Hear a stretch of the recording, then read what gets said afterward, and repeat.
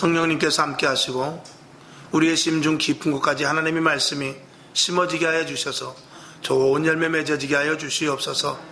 위기의 때, 재앙의 때, 절박한 때에 우리가 바라볼 것은 하늘 아버지밖에 없사오니 하나님 우리들에게 자비와 긍휼을 베풀어 주셔서 주님으로 말미암아 우리가 힘을 얻어 살아가게 하시고 주님만을 의지하게 하여 주셔서 하나님의 사인을 잘 할 수 있도록 도와주시옵소서. 오늘도 주님은 말씀하고 계십니다. 오늘도 주님은 우리들에게 들려주시는 음성이 있습니다. 귀를 기울여 듣게 하시고 듣고 깨달아 행할 수 있는 믿음자들 되게 하여 주시옵소서. 이전을 주님께서 사랑하시고 작은 교회지만 주님께서 큰 믿음을 허락하여 주셔서 세상을 능히 이기신 예수 그리스도 이름 붙잡고 날마다 승리하며 나가기에 부족함이 없도록 도와주시옵시며 2021년도 세운 기도의 소원과 제목들이 다 응답되게 하여 주시옵시며 오늘도 마음은 있어도 이 자리에 나와 예배드리지 못한 분들에게도 함께 하시고 환경과 조건을 허락하여 주셔서 주 앞에 나와 다 함께 예배드리게 하여 주시옵소서. 비대면 예배, 제한된 예배 속에서 예배들이 많이 위축되고 있습니다. 하나님 아버지 슬기롭고 지혜롭게 대처하여서 마음껏 예배드릴 수 있도록 하나님 도와주시옵소서. 또한 코로나 사태 때문에 방역에 힘쓰고 애쓰는 아버지 정부 당국에도 함께 하시고 우리 국민들은 서로 조심하여서 이 코로나 사태가 속히 종식될 수 있도록 하나님 함께하여 주시옵소서. 감사하고 이 밤에도 모인 저희들 큰 은혜를 내려주실 줄로 믿고 부족한 자를 사용하여 주시옵소서. 살아계신 예수님의 이름으로 간절히 기도하옵나이다. 아멘. 아멘. 할렐루야. 네. 오늘 아주 참 좋은 말씀, 또 분명한 말씀입니다. 여호와의 권능. 여호와는 어떤 분입니까? 첫 번째로 죽이기도 하시고 살리기도 하시는 분이다. 분명하죠. 두 번째, 음부에 내리게도 하시고 올리기도 하시는 분입니다. 세 번째, 가난하게도 하시고 부하게도 하시는 분이 하나님이시죠. 네 번째, 낮추기도 하시고 높이기도 하신다고 그랬어요. 그 다음에 다섯 번째, 가난한 자를 진토에서 일으키시며 빈핍한 자를 거름더미에서 드사 귀족들과 함께 앉게 하시며 영광의 위를 차지하게 하실 수 있는 분이래요. 그 다음에 여섯 번째, 땅의 기둥들은 여호와의 것이라고 그랬어요. 그리고 여호와께서 세계를 그 위에 세우셨다라고 하심으로 하나님이 어떤 분이라는 것을 말씀을 해주고 계십니다. 그 다음에 9절에 보면은 힘으로는 이길 사람이 없다 라고 분명히 말씀하시고 10절에 보면 8절로 여호와를 대적하는 자는 산산이 깨어질 것이다 라고 말씀을 하며 9번째, 여호와께서 땅끝까지 심판을 베푸시고 라고 말씀하심으로 말미암아서 하나님이 이 땅의 모든 주권과 오직 의인은 하나님밖에 없다라는 것을 분명히 말씀을 하시죠. 그 다음에 10번째, 자기 왕에게 힘을 주시며 하나님을 섬기고 하나님을 의뢰하고 하나님을 따르는 자에게 힘을 주시고 그리고 하나님께서 기름을 부으셔서 그의 뿔을 높여주시는 분이라고 분명히 말씀하고 있습니다. 그래서 오늘 사무엘상 2장 6절부터 10절까지의 말씀을 통해서 우리가 몇 가지 생각하면서 은혜를 받고자 합니다. 믿음은 우리들에게 교회에서 믿음을 빼면 안 되죠. 믿음 없이는 하나님을 기쁘시게 할 수 없다라고 히브리서에서도 단적으로 말씀을 하셨듯이 우리들에겐 오직 믿음 아니겠습니까? 믿음은 우리가 얼마만큼 깨닫느냐에 따라서 그 사람의 믿음이 성장될 수도 있고 깨닫지 못하면 사실 믿음이 자라나지 못할 수밖에 없지요. 그리고 깨달은 만큼 얼마만큼 순종하느냐, 이게 중요합니다. 깨닫고 끝나는 것이 아니라 깨달은 대로 이게 그것이구나 라고 깨닫고 그 깨달은 대로 다시는 내 생각이 아니라 하나님의 말씀대로 순종해야 되겠다 하는 것이 더 중요하죠. 근데 이제 우리가 사람으로서는 이런 부분들이 있습니다. 저도 마찬가지입니다. 하나님의 말씀을 깨달아서 어떤 문제가 예를 들어서 생겼을 때 이게 하나님께서 이렇게 하라고 그랬는데 내가 잘못해서 그렇구나 라고 이제 생각을 하고 그걸 깨닫고 그 문제에 대해서 이제 해결을 하나님께서 시켜주시는데, 그와 비슷한 유사한 문제가 또 생겼을 때 그때 깨닫지 못하는 경우가 많이 있습니다. 그래서 신앙이 자라지 못하고 항상 그 문턱에서 넘지 못하고, 그래서 한 번쯤 믿음이 자라나서 쑥 자라는 것 같더니 어떤 문제 생겨서 거기서 또 넘어지고, 또 그거를 해결해서 올라가다가 또 문제가 생기면 거기서 또 그 문제에서 한계에 부딪혀서 밑으로 또 톡 떨어지고, 그러는 경우들을 너무나 많이 봅니다. 그래서 신앙과 그 믿음이 자라나지 못하는 그런 부분들을 우리가 많이 보게 되는데, 저와 여러분, 우리가 믿음이 있다라는 것은 그래서 그런 것들을 통해서 깨닫고, 사람으로 말하면 어떤 우리가 내성이 생긴다고 그러죠? 내성이 생긴다고 그러는데, 그런 어떤 문제를 깨닫고 이런 일을 지나감으로 말하면서 그 깨달은 것들을 우리 마음속에 잘 심어둬서 다음부터는 내가 이런 일에 대해서 넘어지지 않으리라, 그런 마음을 가지고 우리가 지혜가 있어서 문제가 생겼을 때, 이게 하나님께서 나에게 주신 시험이구나, 요걸 내가 이겨야 되겠구나, 테스트구나, 요걸 내가 이겨야 되겠구나 하는 사람은 지혜로운 사람이기에 빨리 하나님의 뜻을 알려고 하지요. 또 마귀가 우리를 넘어뜨리려고 할 때 마귀가 또 나에게 와서 건드리는구나, 이럴 때는 내가 지난번에 졌지만 이럴 때는 내가 어떻게 해야 되는 것을 내가 배웠지 하면서 그걸 이길 수 있는 지혜와 믿음을 가지고 이겨내는 것이 우리가 진짜 믿음이 자라나는 모습의 성도가 아니겠습니까? 사실은 마귀는 우리들에게 문제를 처음보다 점점 강하게 우리에게 문제를 일으키게끔 하죠. 그렇게 다가오죠. 하나님의 시험도 테스트도 마찬가지입니다. 우리가 더 큰 그릇이 되게 하기 위해서 하나님께서는 점점 초등학교 때는 초등학교 문제를 내지만 중학교 되면 중학교 때의 문제를 냅니다. 고등학교 되면 고등학교 문제를 내주듯이 우리 믿음이 자라나게끔 하기 위해서 시험을 계속, 만약에 중학생에게 초등학교 문제를 계속 낸다면 그 학생은 고등학교를 절대로 갈 수가 없습니다. 중학교 문제를 내줘야 되고 1학년, 2학년 올라갈수록 점점 어려운 문제를 자꾸 시험을 봐야 고등학교에 가서 원활하게 생활을 할 수가 있게 마련인 것이죠. 그래서 저와 여러분, 마귀도 또 하나님의 시험도 테스트도 우리들에게 점점 강도 있게 다가오는데, 그것을 이기는 것은 지혜를 통한, 또 여러 번의 시험을 통한 내성을 다져서 그런 문제를 이길 수 있는 믿음자가 되어야 될 줄로 믿습니다. 그래서 어떤 시험이든지 두려워하지 않고 그것을 이겨내는 확고한 신앙자들 다 될 수 있기를 주님의 이름으로 축원합니다. 그래서 이제는 문제를 만나면, 지난 주일에도 말씀을 드렸습니다만, 문제를 기다릴 것이 아니라 이제는 만약에 문제가 보이기 시작하면 그 문제에 대해서 아주 초반에 박살을 낼 수 있는 그런 힘도 우리들에게 있어야 돼요. 지금 코로나 사태, 또 경제적인 어려움, 지금 집값이, 우리나라의 집값이 80%가 뛰었다고 그래요. 홍콩이 35%나 40몇 프로나 됐다는데, 세계에서 지금 우리나라가 집값이 두 번째로 비싸대요. 예전에는 몇이라고 그랬는데 지금은 세계에서 하여간 집값이 두 번째로 비싸니까 여러분들이 가지고 있는 집이 세계에서 두 번째로 비싼 집들입니다. 야, 엄청 많이 올랐죠. 그러니까 이제 코로나라든지 경제적인 일이라든지 아니면 우리 주변에서 일어나는 여러 가지 어려운 일이 있을 때, 이제는 그 문제에 대해서 문제가 나에게 오기까지 기다리는 것이 아니라, 그런 문제가 생겨나는 조짐과 그런 일들이 만연돼서 퍼져 있을 때는 미리미리 더 앞서가서 준비할 필요가 있다. 여러분들, 단적으로 우리가 지금 예배에 제한이 있을 때 앞으로 우리는 예배를 어떻게 드려야 될까, 이런 부분에 대해서 깊이 우리가 생각해 볼 수 있어야 돼요.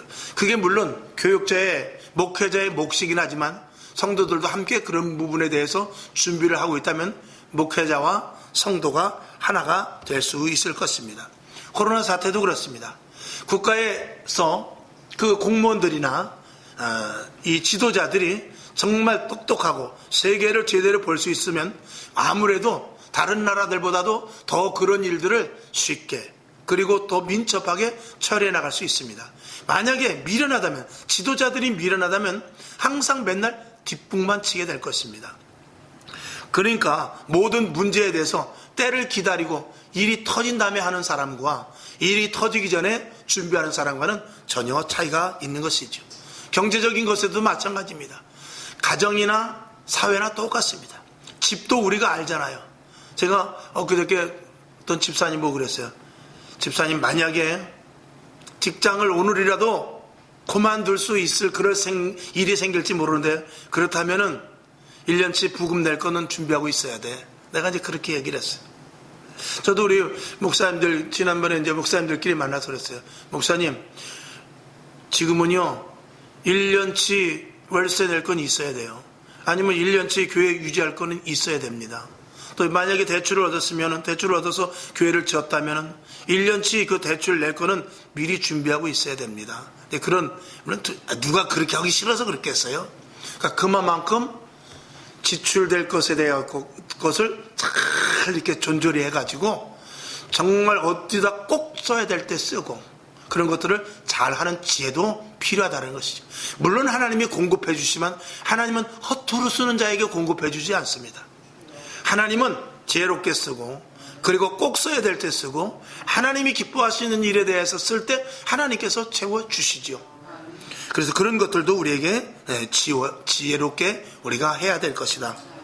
이제 그런 가운데 코로나 사태라든지 경제적인 어려움이라든지 그리고 또 이제 사회가 점점 주변에서 일어나는 일들이 부조리한 그리고 합리적이지 못한 일들이 이제 정말 힘들고 어려울수록 불법과 부패와 진리에서 벗어나는 일들이 이제 많이 생길 수밖에 없습니다. 자, 당장 만약에 정말 먹고 살기 어려우면 남의 집 슈퍼에라도 들어가서 약탈하는 일들이 외국을 보면 생긴단 말입니다. 그럼 그런 일들이 생기고 그리고 점점 범죄가 많아지며 사람들의 양심이 점점 이제 제대로 된 양심을 갖지 않고 양심을 버리는 그런 일들이 많이 생기죠. 그랬을 때 그리스도인들이 어떻게 해야 되는 게 이게 중요한 것입니다. 코로나를 준비하고 경제적으로 준비했던 그런 제가 전에 말씀드린 것 조금 전에 말씀드렸던 그 부분도 그 부분이지만 또 이제 한쪽 측면에서는 그들이 비진리로 갈 때 우리는 끝까지 진리를 지켜야 되는 그런 일들도 해야 된단 말입니다. 할렐루야. 그러니까 이게 두 가지를 같이 다 해야 돼요. 그래서 남들이 경제적이라든지 코로나라든지 이런 것들을 외형적인 외부적인 요소도 준비해야 되지만 진리가 무너지고 자꾸 부패되어 가고 정말 사람들이 점점 마음이 강팍해져가는 그런 시대 속에서 우리가 그거는 아니다라고 정말 진리대로 살고 정말 참되게 살고 정말 하나님의 의로운 자로서 거룩한 백성으로 살 수 있는 이 두 가지를 다 함께 해야 된단 말이죠. 그래서 예수 믿는 사람들은 힘들지만 예수 믿는 사람들이 이 땅에 있어서는 언제든지 구심점이 돼야 돼요.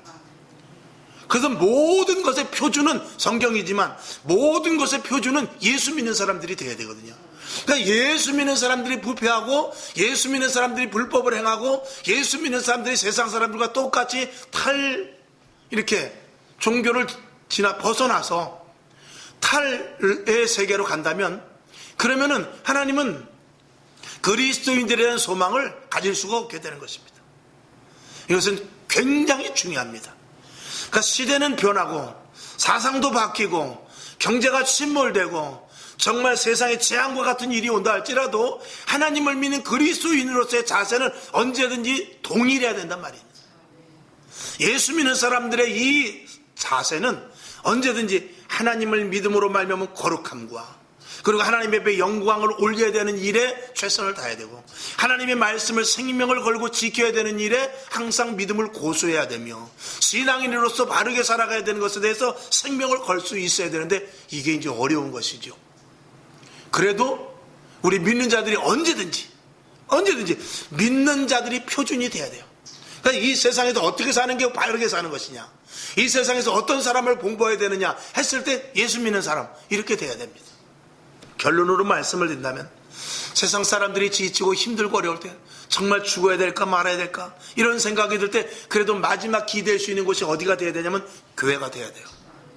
그래서 교회 문이 열려 있어 교회 문을 열고 들어왔을 때 왠지 모르는 정말 아무도 없는 교회 문을 열고 들어왔다 할지라도 들어왔을 때 이곳에서부터 하나님의 은혜가 느껴지고 이 전에 들어와서 무릎을 꿇을 때 눈물이 나며 이 전에 들어와서 아버지를 부를 때 나는 어떻게 해야 되죠? 그랬을 때 하나님의 세미한 음성이 들리는 그런 교회를 계속 유지하고 가야 돼요. 그게 성도와 교회로서 마지막 때까지 해야 될 사명이에요. 이게 없어지면 안 됩니다. 그러니까 교회가 얼마나 중요하고 예수 믿는 사람들이 얼마나 중요하다는 것. 이거는 굉장히 우리들에게 마지막 때를 살아가는 우리들에겐 더욱더 깊이 생각해 봐야 될 문제인 것입니다. 그래서 지금 무교회주의, 또 온라인 예배를 독려하고, 그 다음에 모이지 못하게 되면 그냥 온라인으로 서로 카톡 예배를, 제가 카톡 예배는 몇 년 전부터 생각을 했었어요. 카톡 예배를 한번 드려봐야 되겠다. 안 나오는 사람들을 위해서 카톡으로 한번 묶어가지고 구역별로 묶어서 해야 돼. 그런 생각을 했는데, 그때는 이제 코로나 사태가 있지 않았을 때 어떻게 하면 더 방에 좀 뭘 한 넣어서 어떻게 하면 좀 한 사람이라도 더 참여할까, 그런 의미에서 그런데, 지금 생각해 본다면 그 당시에는 그런 일들을 해서 한 사람이라도 더 모으려고 했었지만 지금은 그렇게 해서는 안 됩니다. 지금은 오히려 그렇게 해서는 안 되고 어떻게 해서든지 모이게 해야 돼요. 만약에 모이지 못해서 정말 진짜 못 모이게 됐을 때는, 그때는 가정별로 모여서 예배를 드리게 될 때가 혹시 올지도 모르는데, 그것까지도 우린 준비해야 돼요. 그럴 때, 지금과 같이 아무것도 10년 전, 20년, 아니 한 30년 전쯤만 됐으면요, 그 성도들은 교회 문을 닫아도요, 집에서 아빠가 혹은 영적인 호주가 다 예배를 드릴 수 있을 역량을 가지고 있었어요. 하다못해 성경이라도 펴놓고, 야, 우리 돌아가면서 성경을 읽자, 이렇게라도 할 수 있는 영적인 그 상태가 돼 있었단 말입니다. 근데 지금 어느 집에서 가정 예배를 드립니까? 지금 서울에 가면 구역 예배 안 드리는 데도 셌어요. 신방 안 하는 데는 무지기수입니다. 우리 집을 타치하지 마세요. 목사님, 저는 교회 잘 나가고 11조 잘 내고 감사금 잘 내고 절경금금 잘 낼 테니까 우리 집 신방은 좀 자제해 줬으면 좋겠습니다. 그래서 봄 신방할 때 목사님이 신방을 봄 신방이 있으니까 신방하실 분은 요청하십시오, 이렇게 됐어요. 그래서 요청하는 분만 갑니다. 굳이 드리지 못하는 분은 가지를 않죠. 물론 개인의 사정이 있을 수 있어요. 정말 가정이 오면은 안 되는 그런 가정도 없습니다. 있을 수 있어요. 그러나 보편적으로는 신방이 있습니다. 해서 딱 구역별로 또 교구별로 딱 해가지고 며칠 몇 요일 딱 정해가지고 몇 시에 몇집 이렇게 딱 하는 게 그게 원칙이었었거든요. 그렇게 했을 때 가정이 든든했어요. 그렇게 했을 때 이혼율과 자녀들의 번나감이 별로 없었어요. 그렇게 했을 때 직장과 사업장이 잘 됐어요. 근데 그런 것들이 점점 없어지면서, 여러분, 예배 드리지 않는 교회, 기도하지 않는 교회는 흩어지는 교회가 돼요. 그런 교회는 힘이 없습니다. 가정도 마찬가지입니다. 가정 예배 드리지 아니하고 교회 집에서 성경책을 먼지가 수북이 쌓여있고 집안에서 찬송가 한 장 올리지 못하고 구역 예배 드리지 못하고 그런 가정은요, 흐트러질 수밖에 없는 거예요. 지금 이 시대 단적으로 나와 있잖아요.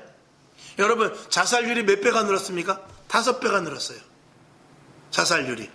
코로나에 죽는 건 유도 아니에요. 코로나에 죽는 것보다도 수십 배가 더 자살해서 죽어요. 어떤 게 더 무섭습니까? 물론 코로나는 확진세가 있어서 한번 확장되면 자살률 이상으로 죽을 수도 있지만, 실질적으로 조심할 수 있는 부분을 조심하면 코로나는 안 걸릴 수 있지만, 이 자살률을 어떻게 막겠습니까? 보통 문제가 아니죠. 그래서 예배, 기도, 말씀, 이 기본적인 것들이 항상 우리들에게 이게 항상 신앙으로 채워져 있어야 되는 것입니다. 근데 그렇게 됐을 때, 정말 우리가 진짜 예배 드리지 못할 때는 교회에서 딱 지침을 내려서, 구역장님들 잠깐 교회 와서 그 가정 예배지를 가져가십시오. 그렇게 해서라도 정말 교회 안에서 대면하는 것과 똑같은 방식으로 해서 각자 예배를 드릴지언정, 온라인 예배가 지속된다든지 온라인 예배를 주로 삼는다든지 하는 것은 상당히 위험한 발상인 것입니다. 그런 것들은 이제 앞으로 더 제가 이야기를 또 해나가겠습니다. 자, 그래서 한번 제가 언제 드린 말씀이 있어요. 백색 소음에 대하여서. 백색 소음이라는 것은, 소음은 소음인데 받아들여야 될 소음입니다. 그건 뭐냐면, 집에 냉장고를 샀어요. 근데 저녁마다 잘라니까 냉장고 소리 때문에 잠을 못 자겠어요. 그래도 냉장고는 없앨 수 없습니다. 그게 이제 한 달 지나 2달 지나 6개월쯤 지나면 그 냉장고 소리가 안 들려요. 제가 그 전에 저기 발산동이라고 그 공항 옆에서 거기서 제가 한 1년 정도 산 적이 있어요. 그쪽에 지금 있었던 적이 있었는데 비행기 소리가요 얼마나 시끄러운지 도저히 잠을 잘 수가 없어요. 한 5분 간격 3분 간격으로 계속 비행기가 내리는데 시끄러워서 살 수가 없더라고요. 근데 한 3개월쯤 지나니까 비행기 소리가 안 들려요. 잘 시간에 다 자고요, 일어날 시간에 다 일어나더라고요. 그걸 감수해요. 그걸 백색 소음이라고 그래요. 아기가 너무 울어. 그렇다고 아기를 버려요? 그건 안 되는 겁니다. 그 아기를 끌어안고 어떻게 하면 아기와 함께 그래도 덜 아기를 울려가면서 아기를 키워낼 생각을 하는 것이 그게 맞는 거죠. 자동차에서 소음이라고 자동차에서 먼지를 난다고 자동차를 없애버릴 수는 없는 것입니다. 그것과 마찬가지로 우리에게 이제 뭐가 한 가지가 더 왔냐. 코로나라는 이 주변 환경에 정말 우리가 생소한 환경이 우리에게 왔어요.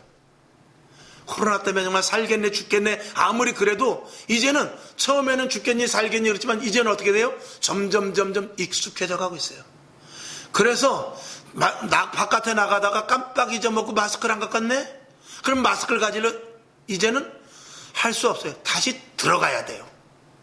그게 정말 귀찮고 정말 세상 말로 말하면 진짜 이게 더러워서 못 살겠네 그럴 정도지만 그럼에도 불구하고 이제는 그런 불평할 시기가 아니에요. 그냥 자기도 모르게 자동으로 마스크 안 갖고 왔네 그러고 들어가서 마스크를 갖고 바깥을 나가야 돼요. 식당마다 가서 이것 좀 써주세요. 정말 되게 귀찮네 그렇지만 식당에서 일하시는 그 사장 생각, 주인의 입장을 우리가 바꿔 생각해서 그걸 적고 거기 가서 밥을 먹어야 돼요. 그런 것들이 백색 소음과 마찬가지로 우리가 다 받아들여야 할 모든 환경이 되어버리고 말았다는 것입니다. 그러면은 우리가 코로나 사태 속에서도 그걸 받아들이지 못한다고 쭉쭉 뻗어내면은 할 수 없어요. 살 수가 없습니다. 만약에 그걸 견디지 못하면은 잘못하면은 자살에 이르는 극단적인 그 스트레스가 계속 겹쳐서 코로나 때문에 죽는 것이 아니라 그런 스트레스 때문에 자기 자신의 인생을 자칫 잘못으로 마감시킬 수도 있다는 것이죠. 아니면 그것이 자기의 과도한 스트레스가 돼서 남에게 상해를 가하게 한다든지 해서 좋지 않은 곳으로 가게 되는 그런 일들도 생길 수 있는데 그런 것들을 우리는 받아들일 수 있어야 됩니다.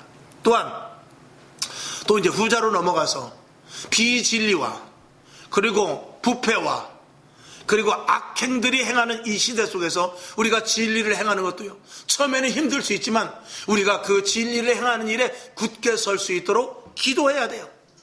굳게 설 수 있도록 우리가 말씀을 더 붙잡아야 돼요. 그리고 온전한 그리스도인이 될 수 있도록 하나님 성령의 충만함을 주시옵소서. 성령이 아니면 나는 할 수 없습니다. 하나님이 도와주셔야 이 시대를 하나님의 자녀답게 바로 살 수 있습니다 하고 끝까지 하나님 앞에 매달려서 주님이 공급하여 주시는 힘으로 살아갈 수 있어야 되는 것입니다. 마지막 때 이게 없으면은 그리스도인으로서의 존재 가치를 자칫하면 희석시켜버리고 세상 시류로 그냥 따라가 버리게 말게 되는 것입니다.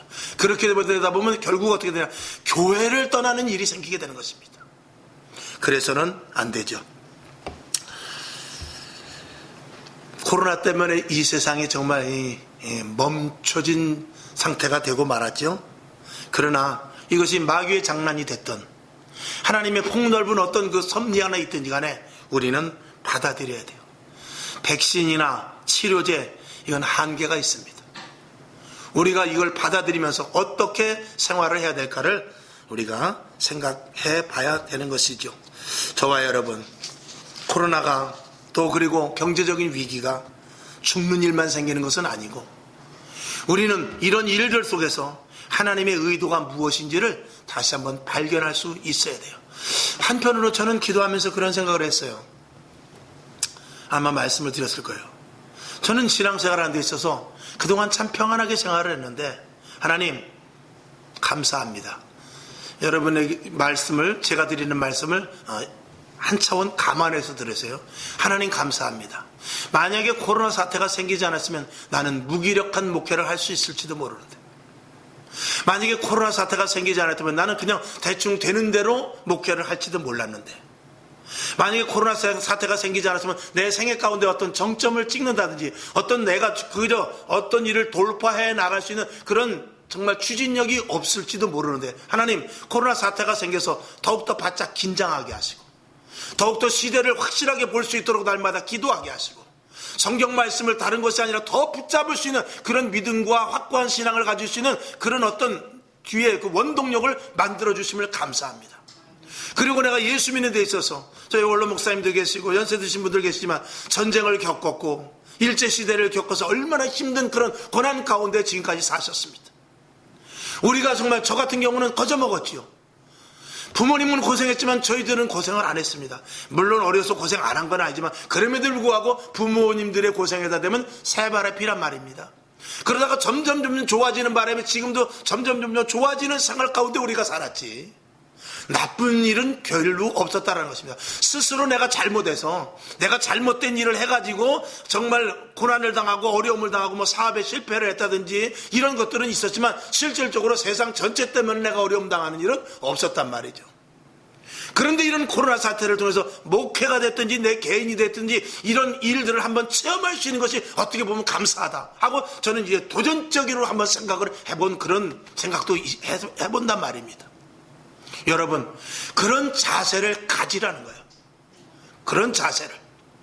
이왕에 내가 일평생 사는 거 그래 좋다, 한번 내 일생에도 이런 전체적인 어려움이 생기는구나.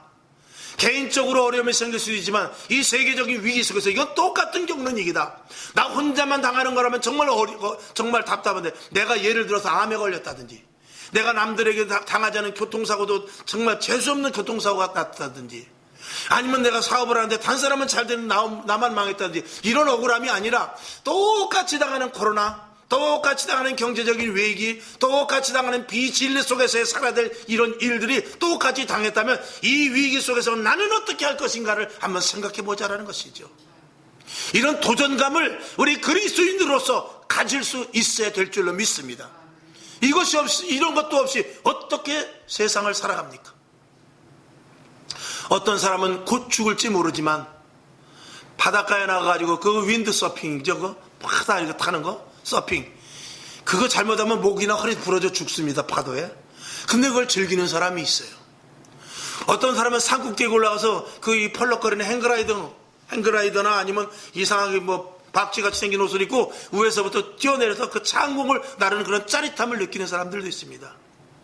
어떤 사람은 내가 한번 내 인생의 지금 전환점은 아니지만 좀 한번 마음을 좀 한번 새롭게 한번 해보자는 의미에서 번지 점프를 또 해보는 사람들도 있어요.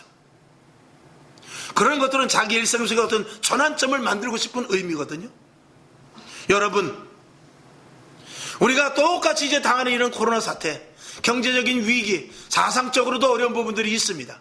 이런 부분들 속에서 잘됐다, 내가 이럴 때 그리스도인으로서 한번 빛을 내봐야 되겠다, 이럴 때 하나님을 믿는 것이 어떤 것인지 하나님 나에게 힘 주시옵소서, 내가 예수를 믿은 것이 이때가 위함이 아닙니까? 라고 한번 생각해보면서 도전적으로, 돌발적으로, 저돌적으로 한번 나가볼 수 있는 그런 믿음이 우리에게 필요하지 않느냐, 이런 것입니다. 물론 목사님은 웬 그런 설교만 합니까? 이왕이면 쉴만한 물가, 푸른 초장, 시편을 좀 해주세요, 창세기를 좀 해주세요, 이렇게 말씀을 해주실지 모르지만, 그렇게 말씀하시는 분이 계실지 모르겠습니다만, 그거는 아무 때고 할 수 있는 거예요. 그거는 언제든지 할 수 있는 거예요.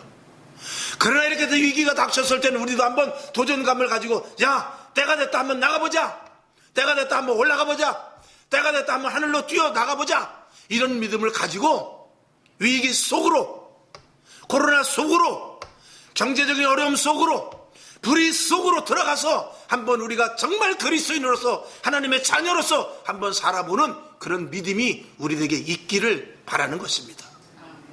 이런 다짐을 갖는 자에게 누가 덤비겠습니까? 덤비다 할지라도 충분히 이겨낼 수 있지 않겠습니까? 오늘 이 한나는 오늘 말씀에 고백을 합니다. 오늘 말씀 사무엘상 2장 6절에서 말씀과 같이 여호와는 죽이시기도 하고 살리시기도 하고 음부에 내리기도 하시고 올리기도 하신다고 그랬어요. 가난하게도 하시고 부하게도 하시며 낮추기도 하시고 높이기도 하신다고 그랬어요. 가난한 자를 끌어올려서 높은 자리 위치에 놓기도 하신다고 그랬어요. 오늘 읽은 대로 여러분, 그런 하나님을 저와 여러분이 아주 확실히 하나님을 의뢰하는 믿음을 가지고 믿으시기를 주님의 이름으로 축원하는 것입니다. 하나님은 모든 것들을 쥐고 계시기 때문에 내가 아무리 잘난 척하고 내가 아무리 잘 나간다 할지라도 하나님이 살짝 틀어놓으면 못하는 거예요. 그러나 내가 힘들고 어려워서 정말 곧 죽을 것 같다 할지라도 하나님께서 방향만 한번 또 틀어놓으시다면 우리는 형통한 길로 갈 수 있단 말입니다. 그 하나님을 우리가 믿고 이 세상에 힘들고 어려운 세상을 향하여 우리는 한번 나가보자라는 것입니다. 하나님 여기서 나의 할 일을 주십시오. 하나님 여기서 내가 갈 길을 알려주십시오. 하나님 여기서 위축되기나 싫습니다. 나는 하나님의 자녀입니다. 그리고 이 힘들고 어려운 가운데 하나님의 뜻을 발견하고 싶습니다. 이렇게 도전적으로 나가보자라는 것입니다. 여러분, 우리가 하나님을 누구신지 안다면, 어떤 분인지를 우리가 안다면, 하나님이 어떤 일을 행하시는 분이지 안다면, 하나님의 권세와 권능과 하나님의 창조주이시며 하나님께서 우리의 생사화복을 쥐고 계시고 영원한 천국을 가시며 우리를 음부에 가게도 하시고 저 높은 하늘로 올리시기도 하시는 하나님을 믿는다면 우리에게 무엇이 두려울 게 있습니까? 우리는 하나님께서 나에게 사명을 주셨으니 그 사명을 가지고 나가겠습니다 하고 정말 저돌적으로 나아갈 수 있을 줄로 믿습니다. 오늘 이 고백을 했던 한나는 첫 번째로는 하나님이 하나님이 나를 사랑한다는 것을 분명히 믿었기 때문에 끝까지 기도한 거예요. 결국은 그가 정말 그 분인나에게 어려움을 당하고 모멸을 당했지만 그는 하나님이 끝까지 나를 사랑한다는 것을 끝까지 믿었기에 정말 대단한 그 인고가 그 고난이 크면 클수록 거기에 열매가 크듯이 결국은 누구를 낳습니까? 사무엘을 낳게 되는 것입니다. 대단하죠. 평범한 여인이었으면 그렇게 사무엘을 낳기가 어려웠을 것입니다. 그러나 그 힘든과 어려운 고난 가운데서 눈물 가운데서 역경 가운데서 결국 사무엘이 탄생되었다는 것이죠. 여러분, 저와 여러분 세상을 향하여 진리를 가지고 나가고 힘들고 어려웠을 때 더 도전적으로 나가길 애쓰고 그리고 최선을 다할 때 하나님께서 이전에 받았던 은혜보다 이전에 받았던 큰 은사보다도 더 큰 것을 주시지 않겠습니까? 그래야 나가서 싸우지 않겠습니까? 그래야 나가 싸울 것을 하나님이 더 잘 아실 것입니다. 로마서 8장 35절을 보면 누가 우리를 그리스도의 사랑에서 끊으리요? 환난이나 곤고나 합박이나 핍박이나 기근이나 적신이나 위험이나 칼이랴. 그 어느 것도 우리의 사랑의 줄에서 끊을 수가 없다라고 분명히 말씀했습니다. 하나님의 사랑을 저와 여러분 끝까지 인식하시기를 주님의 이름으로 축원합니다. 그 다음에 내가 사는 것은 갈라디아서 2장 20절에 있는 대로 내가 그리스도와 함께 십자가에 못 박혔나니 그런즉 이제 내가 산 것이 아니요 나는 주님의 것이요 주님이 나를 핏값으로 사셨으니 이젠 내가 사는 것이 아니라 주님이 공급하여 주시는 것만으로 산다라는 그런 확실한 사도 바울의 고백. 내가 가진 모든 것들을 배설물과 같이 버리고 하나님이 공급하여 주시는 것으로 살지 하나님의 공급이 끊어지면 나도 죽는다 하는 이런 확고한 믿음을 갖고 살 때 우리는 힘을 얻게 될 줄로 믿습니다. 하나님이 주시는 것은 큽니다. 하나님이 주시는 것은 크죠. 조금 전에 예배 전에 원로 목사님 말씀하셨잖아요. 눈이 그렇게 와가지고 한 20년 전에 눈이 그렇게 와가지고 그 눈 쓰는 걸로 20년 전만 해도 저희 원로 목사님 기운이 있었겠죠? 그 눈이 그냥 무릎 이상 오는 거 그 눈을 힘이 들어가지고 있는데 눈 쓸고 들어와 보니까 그냥 얼마 있어서 비가 와서 그 눈이 순식간에 다 녹아버렸어. 아휴, 나는 죽도록 사람 겨우 지나갈 만큼 한 30m 쳤는데 비 한 번 오니까 쫙 깨끗이 씻어내버려요. 하나님이 하시면 가물은 논에 내가 물을 얼마나 퍼다가 거기다 대겠어요. 비 한 번 오면 끝나는 거예요. 하나님이 하시는 일, 하나님이 나를 통해서 하시는 일이 그것이 정말 하나님이 하시는 일이라면 나는 별 볼 일 없지만 하나님이 하시는 일이기 때문에 어떤 문제를 만난다 할지라도 이겨낼 수 있는 힘이 있을 줄로 믿습니다. 사도 바울은 그걸 알았기 때문에 전폭적으로 하나님께 맡기고 하나님 나는 없습니다. 하나님 나 죽은 거 아시지요? 하나님 나 아무것도 못하는 거 아시지요? 하나님, 가라니까 내가 가기는 갑니다. 하라니까 내가 하기는 합니다. 보라니까 내가 보기는 봅니다. 전하라니까 내가 전하긴 전합니다. 근데 난 몰라요. 하나님이 그 이유는 책임지세요. 했던 확실한 믿음 속에서 능력이 나타나고 권세가 나타나고 죽은 자가 살아나며 옥에 갇혔어도 옥의 착고가 풀려지는, 옥문이 열려지는 놀라운 일들이 일어난 것을 누가 했기 때문에, 그 안에 하나님이 하셨기 때문에 일어날 수 있었던 일인 것입니다. 모세가 어떻게 홍해를 가릅니까? 어떻게 여리고성이 무너질 수 있으며, 어떻게 500의 기적이 일어날 수가 있고, 요단강이 어떻게 갈라질 수가 있습니까? 사람이 그 일을 행하기는 했지만 그 위에서 역사하시는 하나님께 맡겼기 때문에 그런 일들이 일어난 것 아니겠습니까? 오늘 이 시대에 그 믿음이 필요한 것입니다. 모든 것들이 주께, 오늘 사무엘상 2장 6절에서 10절의 말씀과 같이 하나님은 모든 것들을 하시는 분이니, 가난하게도 부하게도 뿐만 아니라 음부와 천국까지도 주님께서 다 주관하시고, 하나님께서 모든 낮은 자라 할지라도 권력 위에 세울 수 있는 그런 분임을 우리는 분명히 믿을 때 하나님께서 나를 통하여 얼마든지 일하실 수 있을 줄로 믿습니다. 그래서 마태복음 5장 18절에 있는 대로 진실로 너희에게 이르노니 천지가 없어지기 전에는 율법의 1.1핵이라도 반드시 없어지지 아니하고 다 이루리라. 하나님이 일하십니다. 누굴 통해서 하실까요? 하나님께 맡기는 자에게. 하나님은 오늘도 일하셔요. 그리고 하나님이 행하시고 하나님이 계획하시고 하나님이 기획하신 그 일을 반드시 하십니다. 더뎌질 망정하십니다. 누구에게?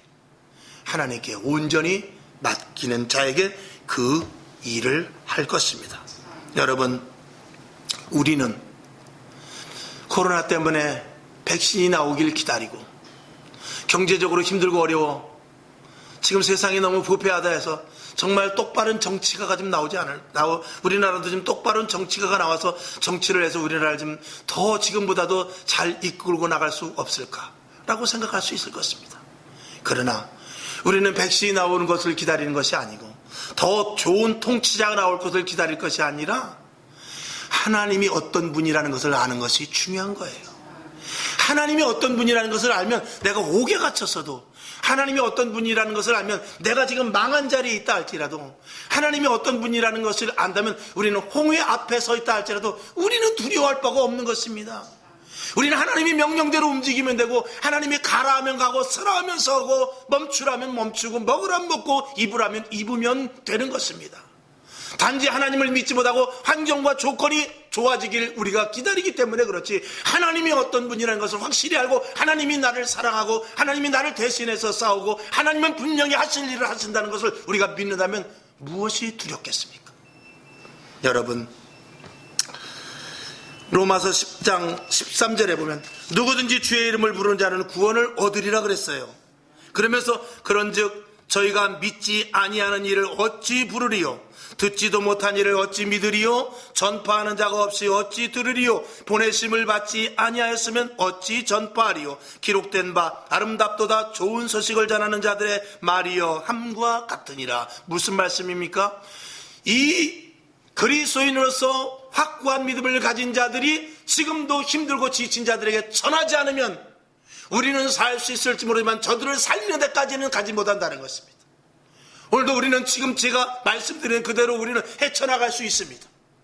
오늘 저와 여러분, 적어도 이 수요일 저녁에 이 밤에 오신 저와 여러분은 분명히 하나님이 나를 사랑하시고, 그리고 하나님이 나를 위해 대신 싸우시며, 하나님의 말씀이 끝까지 이루어지기 때문에 누굴 통해서도 하나님은 일하신다는 걸 알기 때문에 하나님 나를 사용하여 주옵소서, 내가 돌격적으로 나가겠습니다 할 수 있지만, 아직도 하나님을 모르는 자들은 어떡합니까?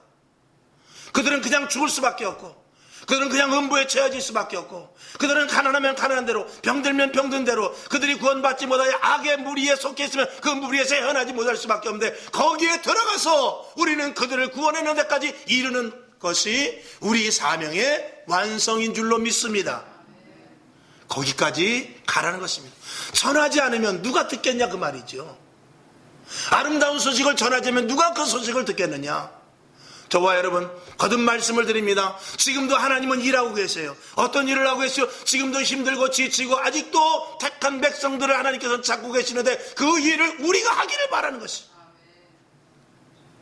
누가 오겠습니까? 전하는 자에게 오지요. 누가 오겠습니까? 복음의 밝은 빛을 발설하는 자에게 오지 않겠습니까? 그런 교회로 인도해 주시지 않겠습니까? 마지막 때 특별한 우리들에게 사명이 있다는 것을 알고 그 사명이 제대로 발산되지 못하니까 이런 위기 속에서 자, 이런 위기가 왔으니 정신 차릴 사람들은 하나님의 뜻을 알아. 이 위기 속에서 하나님의 자녀로서의 빛을 발하라. 그리고 아직도 죽어져가는 영혼들에게 가서 복음의 빛을 발하여 구원의 자리에 들어오고 영원한 평안한 자리에 들어오게 하라라고 오늘 우리들에게 말씀해주는 사인인 줄로 믿습니다. 시대를 바로 보고, 여러분, 시대를 바로 보고 믿음의 확신을 가지고 하나님께 감사하며 오히려 어떤 자리에 있든지 간에 하나님께 찬송하면서 하나님 감사합니다. 위기인데 감사합니다. 정말 이런 일을 당할 줄은 꿈에도 생각 못했는데 하나님 감사합니다. 이 자리에서 더욱더 그리스도의 빛을 발하게 하시고 왕성한 힘을 주시옵소서. 영역이 강화되게 하여 주시옵소서. 하나님, 나 이 일하려면 힘주지 않으면 난 못합니다 라고 기도할 수 있는 그런 근거가 되니 더 감사하지 않느냐는 것이죠. 야고보서 5장 11절 보라, 인내하는 자를 우리가 복되다 하나니 너희가 욥의 인내를 들었고 주께서 주신 결말을 보았거니와 주는 가장 자비하시고 긍휼히 여기시는 이신이라. 아멘. 다윗의 힘듦과 어려움은 그를 왕으로 만들었습니다. 한나의 고난과 어려움 속에서 사무엘이라는 출중한 선지자를 만들어내는 놀라운 일이 일어났습니다. 결혼도 하지 않았던, 돌에 맞아 죽을 수밖에 없었던, 임신하면 돌에 맞아 죽을 수밖에 없었던 마리아는 결국은 요셉과 더불어서 하나님의 은혜 가운데 예수님을 잉태케 했던 것입니다. 고난이 고난으로 끝나고 절망이 절망으로 끝난다면 우리는 왜 예수를 믿습니까? 하나님은 언제든지 성경 창세기에서부터 요한계시록까지 봤을 때 하나님은 반드시 회복을 주시고 이스라엘 백성들이 결국 아수르와 바벨론으로 끌려가지만 회복을 해주시고 이스라엘 백성들이 2000년 전에 예수님 오셨을 때도 그때도 로마의 속국에서 벗어나지 못하고 식민지에 있을 때 예수님께서는 그들에게 회복을 선포하셨습니다. 여러분, 이 코로나 사태 속에서 하나님은 우리를 회복시켜 주실 것입니다. 어떤 회복일지 우리는 알 수 없습니다. 코로나가 종식될지 아니면 코로나를 능히 이기고 거기서 하나님을 만나는 놀라운 축복을, 영육간의 축복을 주실지 그건 알 수 없습니다만 하나님은 반드시 하나님을 찾고 믿는 자들에게 회복을 해주십니다. 이대로 그냥 가게 두시지 않습니다. 여기에 묻혀서 우리가 거의 함몰시키지 않고 이 가운데서 하나님의 의를 드러내고 하나님이 하신 일을 하시며 이 가운데서 하나님을 믿는 자들 두드러지게 높여 주실 줄로 믿습니다. 그 자리에 서야 될 거 아닙니까? 그 자리에 가야 될 거 아닙니까? 그런 체험이 있어야만 이게 진짜 예수 믿는 것이죠. 저도 큰 체험이라든지 정말 뚜렷하게 무엇을 보았다든지 아니면 엄청난 은사를 받았다든지 그런 것은 없습니다만 그럼에도 불구하고 이 시대에 그래도 이렇게 복음을 전할 수 있는 것도 참 저는 감사합니다. 여러분, 무엇이 능력이라고 해서 분별이 능력입니다. 분별해야 기도를 해도 기도를 하지요. 여러분에게 확실한 시대를 볼 수 있는 분별력을 가질 수 있기를 주님의 이름으로 축원하며 여러분 각자에게 필요한 은사, 하나님의 은사는 많잖아요. 그 은사, 무수한 은사들이 여러분에게 다 임하여서 반드시 회복의 자리에 가고 승리의 자리에 가고 혹시 힘들고 어렵다 할지라도 하나님은 애통하는 자에게 복을 주십니다. 두드리는 자에게 열어주셔요. 찾는 자에게 찾게 해주십니다. 부르짖는 자에게 크고 비밀한 것을 주십니다. 이 말씀을 믿으시고 오늘 한나의 이 믿음의 고백과 같이 한나의 이 정말 하나님의 권능을 찬미했던 이 노래와 같이 저와 여러분에게도 이런 고백적인 믿음 위에 서서 확고한 신앙을 갖는 축복의 정도를 다 될 수 있기를 주님의 이름으로 축원합니다. 기도하겠습니다. 하나님 아버지, 우리에게 무엇이 두려우며 무엇이 겁이 나겠습니까? 우리에게는 오직 예수입니다. 하나님의 사랑이 있고 하나님께서 나를 사용하시며 그리고 하나님은 지금도 하실 일을 믿는 자들을 통하여 하십니다. 그 대열 속에 우리가 분명히 들어가야 됩니다. 하나님 아버지 감사합니다. 오늘도 주의 전에 나와 말씀을 들었습니다. 듣고 잊어버리는 자가 아니라 깨닫고 행하는 자가 되게 하여 주시옵소서. 영역이 출변화 강화되게 하시고 지혜의 문이 열리게 하시고 지혜와 지식과 명철, 때로는 비둘기와 같이 정말 우리가 순결해야 되고 뱀과 같이 지혜로워야 됩니다. 하나님이 영역을 강화되게 하옵소서. 능력을 허락하여 주시옵소서. 하나님 살아계신 증거가 나타나게 하여 주시옵소서. 새 힘이 날마다 공급되는 놀라운 축복이 있길 원하오며 살아계신 예수님의 이름으로 간절히 축복하며 기도합니다.